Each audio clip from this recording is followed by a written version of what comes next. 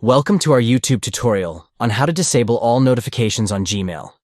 In this updated guide, we will walk you through the steps to turn off notifications for Gmail on your Android phone. Step 1. Open your Android phone settings. This can usually be found by swiping down from the top of your screen and tapping on the gear icon. Step 2. Navigate to Apps. Scroll down the settings menu and look for the Apps or Applications option. Tap on it to continue.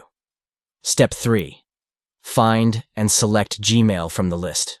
In the list of apps on your phone, find and tap on the Gmail app to open its settings.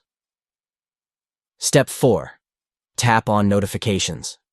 Within the Gmail app settings, look for the Notifications option and tap on it to access the notification settings for Gmail. Step 5. Turn off the toggle for Show Notifications. You will see a toggle switch next to the Show Notifications option. Simply tap on the toggle to turn off notifications for Gmail.